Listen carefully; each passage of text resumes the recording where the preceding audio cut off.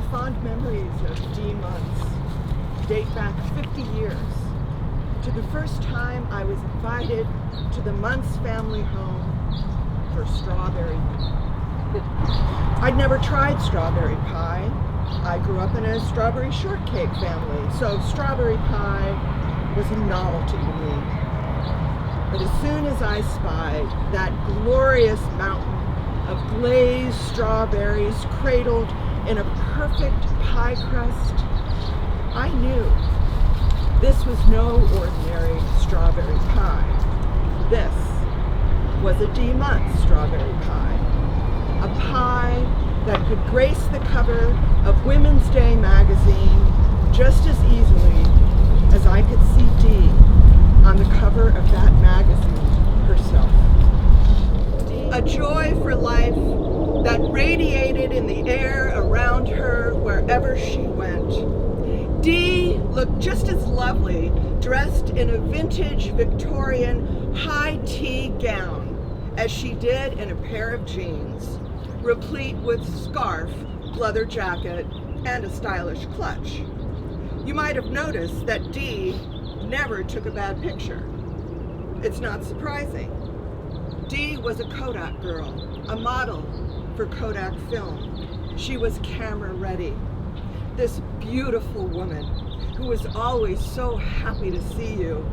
Her smile lit up the room. It's no wonder that Dee Monce fell in love with her. Gene, the consummate gentleman, handsome and dapper, clever and charming. Gene was a true intellect. He had a passion for knowledge and learning that filled the Monce home with books, a full library of books. After finding success as an engineer, he attended law school and opened a private practice as an attorney. He loved to tell stories about his courtroom cases and was active in politics, a strategist. He ran campaigns for local candidates and even ran for office himself. Gene's witty repartee, Dee's gracious beauty and style, they made a handsome couple wherever they went. On the dance floor with the QV Dance Club, special nights out with the Engineers' Wives Club, or playing Shanghai rummy card games with friends. It was easy to see how much love they shared. The kind of love that welcomed you in, that made you feel special to be their friend, to be invited to their beautiful home. And Dee was the consummate hostess. She loved to entertain and to make you feel at ease. She must have honed her skill as an airline stewardess, because once you stepped inside Dee's home, you crossed the threshold into a place of positivity and warmth. The Monce home welcomed you with everything Dee loved. Every holiday featured special place settings and centerpieces. Even her cocktail napkins always matched the season. Her home was a collection of whimsical treasures. Her kitchen, home to a rooster collection. Her entryway home to her mannequin maid. The funhouse mirror in the hallway. Every wall fitted with display shelves for Gene's library in the living room and everywhere else to display her enviable doll collection. From Cupid dolls to Madame Alexander dolls, a lifetime of dolls, dolls only a collector like herself could fully appreciate. And to this whimsical home, Dee welcomed her many close friends. Friends from her doll club, her Victorian Women's Club, her high tea club, her Engineer Wives Club, her Shanghai Rummy Card Club. Dee treasured her longtime friends.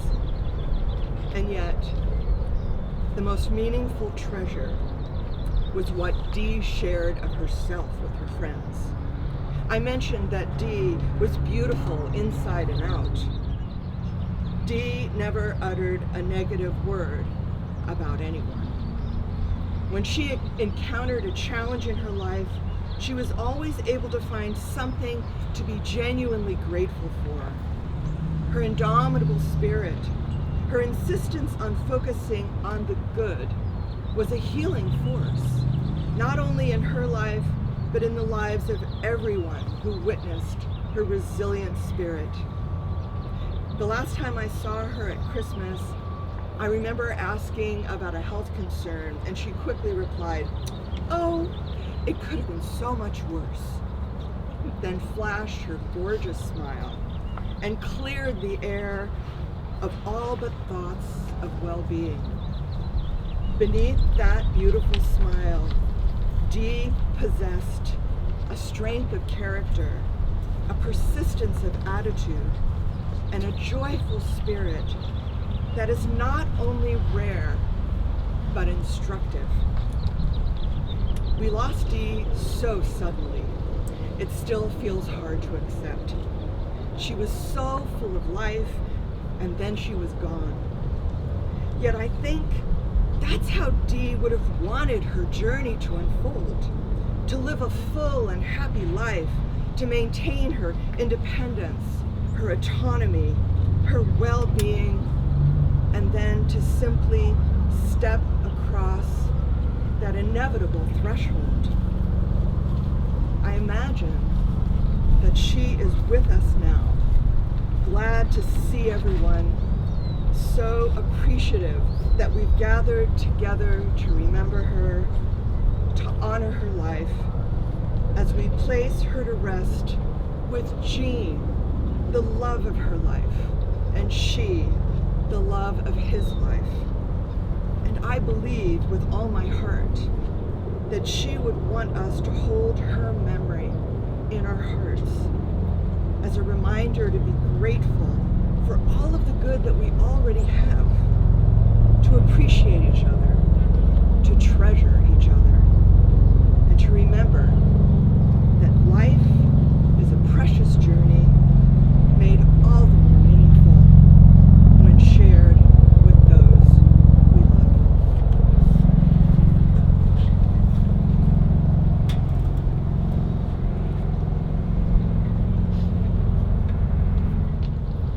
We all thank you very much for coming and celebrating this beautiful day. And we know that the sun is only here because Dee ordered it.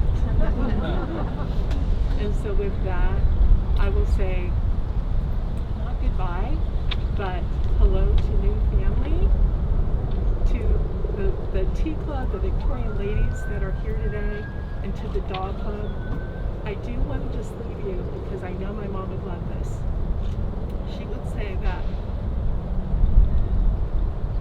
she's happy that everything is continuing on, and that even Roy has now recruited a 2-year-old to be in the dog club.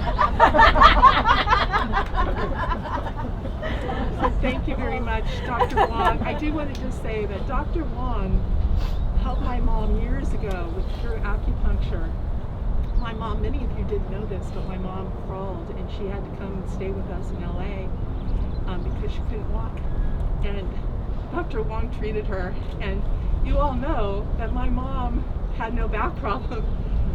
The rest of her life, she was gardening, she was doing things. So Dr. Wong, to all of you who have had such an influence in my mom's life, to great friends, I thank you, and a lot of my brother and I, our friends are here today, David, Gloria, Ann, Dana, Carolyn, all of our friends are here, and pardon me if I've forgotten anybody, but Laura, Patty, Joe. My mom believed in friends, and friends to her were her family. So thank you again for coming, and again, this is not goodbye, this is just beginning of a new way of looking at Dee's life.